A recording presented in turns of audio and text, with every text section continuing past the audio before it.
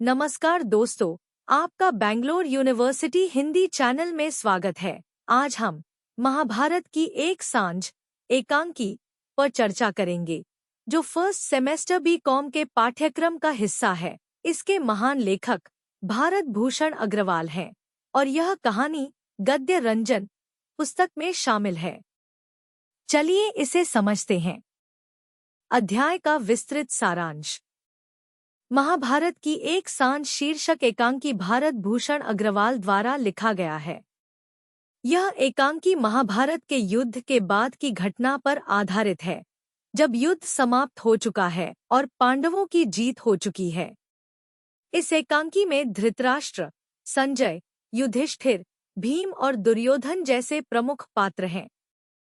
कहानी का समय है शाम का और स्थान है कुरुक्षेत्र के निकट दैवतवन के जलाशय का किनारा। एकांकी की शुरुआत धृतराष्ट्र के आत्मग्लानि से होती है। वह इस बात से परेशान है कि क्या पुत्र सेना अपराध है और इस युद्ध का परिणाम क्या उनके पापों का फल है। संजय उन्हें सांत्वना देने की कोशिश करता है। दुर्योधन युद्ध में पराजित होने के बाद जलाशय में छिपा हुआ है। भीम और युधिष्ठिर उसे बाहर बुलाते हैं। वे उसे कायर और पापी कहकर पुकारते हैं। युधिष्ठिर और भीम उसे ललकारते हैं कि अगर उसमें वीरता है तो बाहर आकर उनसे युद्ध करे। दुर्योधन अंततः जलाशय से बाहर आता है और भीम से गदा युद्ध करता है। युद्ध में श्री कृष्ण के संकेत पर भीम दुर्योधन की जंघा पर प्रहार करता है, जिससे दुर्योधन गंभीर रूप से घायल हो जाता है। धृतराष्ट्र को यह सुनकर गहरा दुख होता है और वे अपने पुत्र दुर्योधन की मृत्यु पर विलाप करते हैं। उन्हें अपने पुत्र के साथ किए गए अन्याय का बोध होता है और वे इस त्रासदी को सहन नहीं कर पाते। संजय उन्हें धैर्य रखने की सलाह देता है, लेकिन धृतराष्ट्र की पीड़ा और संताप किसी तरह कम नहीं होता। इस एकांकी में भारत भूषण अग्रवाल ने महाभारत की इस घटना को बेहद संवेदनशीलता और मानवीय दृष्टिकोण से प्रस्तुत किया है। पात्रों के संवादों के माध्यम से युद्ध की विभीषिका और उसके परिणामों का गहन चित्रण किया गया है। One word questions and answers. प्रश्न: इस एकांकी का लेखक कौन है? उत्तर: भारत भूषण अग्रवाल। प्रश्न: एकांकी में कौन सा महाकाव्य संदर्भित है? उत्तर: महाभारत। प्रश्न: धृतराष्ट्र का पुत्र कौन है? उत्तर: दुर्योधन। प्रश्न: युद्ध के बाद दुर्योधन कहाँ छिपा था? उत्तर: जलाशय। प्रश्न: युधिष्ठिर किसके भाई थे? उत्तर: भीम। प्रश्न: भीम ने दुर्योधन की किस अंग पर प्रहार किया? उत्तर: जंघा। प्रश्न: दुर्योधन का सबसे बड़ा शत्रु कौन था? उत्तर: भीम। प्रश्न: युधिष्ठिर ने दुर्योधन को किससे बाहर आने के लिए ललकारा? उत्तर: जल। प्रश्न: दुर्योधन को किसने कायर कहा? उत्तर: युधिष्ठिर। प्रश्न: धृतराष्ट्र को सबसे अधिक दुख किसके लिए था? उत्तर: पुत्र। प्रश्न: भीम ने दुर्योधन पर किस हथियार से प्रहार किया? उत्तर: गदा। प्रश्न: दुर्योधन ने किसे अपनी मृत्यु का दोषी ठहराया? उत्तर: युधिष्ठिर। प्रश्न: युद्ध के बाद का समय क्या था? उत्तर: सांझ। प्रश्न: दुर्योधन ने अपनी किस भावना को व्यक्त किया? उत्तर: निराशा। प्रश्न: धृतराष्ट्र ने अपने पुत्र के लिए क्या महसूस किया? उत्तर: ग्लानि। प्रश्न: एकांकी में दुर्योधन का अहंकार किसके प्रति था? उत्तर: पांडव। प्रश्न: पांडवों ने दुर्योधन को किससे ललकारा? उत्तर: युद्ध। प्रश्न: युद्ध किस भूमि पर हुआ था? उत्तर: कुरुक्षेत्र। प्रश्न: धृतराष्ट्र ने अपने पुत्र को किस रूप में देखा? उत्तर: पीड़ित। प्रश्न: दुर्योधन ने अंततः किसकी शरण ली?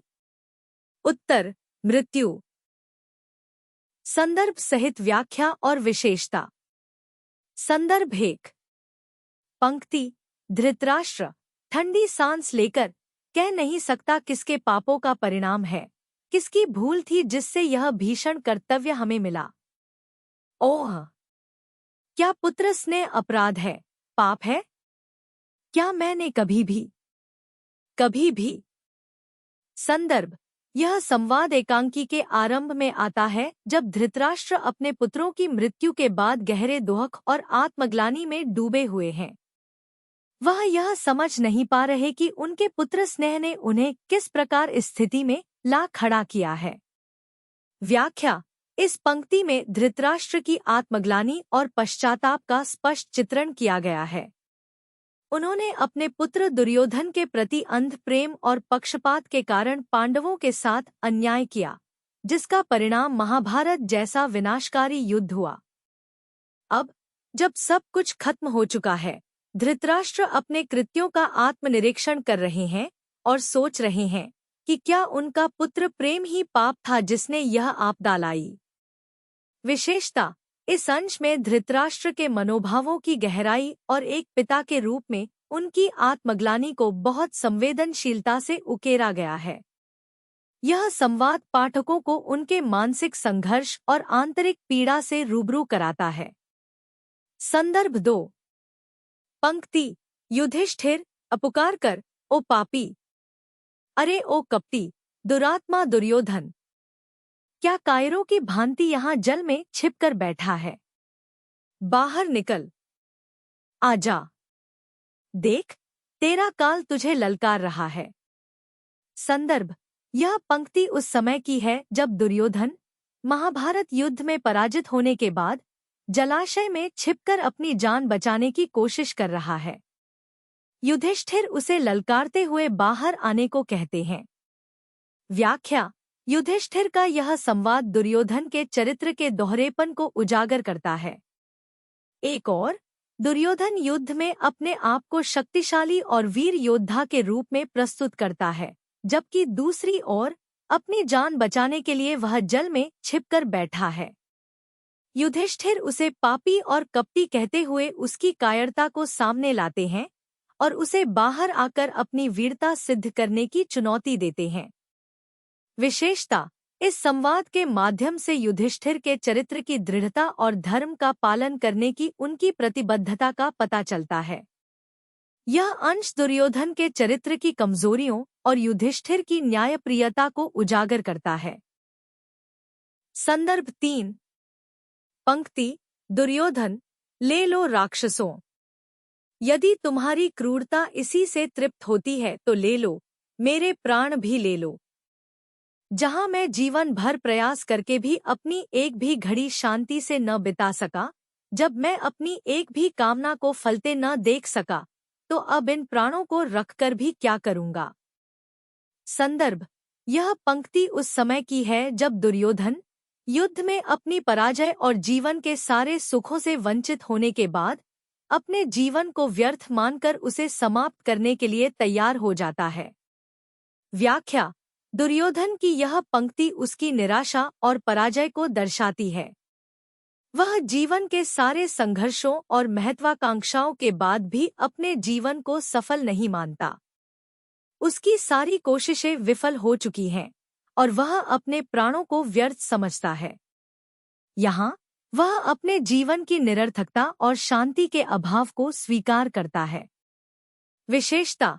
इस अंश में दुर्योधन के चरित्र की त्रासदी और उसकी आत्मिक पीड़ा को दर्शाया गया है। यह पंक्ति दुर्योधन के अंदर चल रहे भावनात्मक संघर्ष और उसके जीवन के अंत में आने वाली गहरी निराशा को प्रकट करती है। मुख्य पात्रों पर टिप्पणी। 1. धृतराष्ट्र।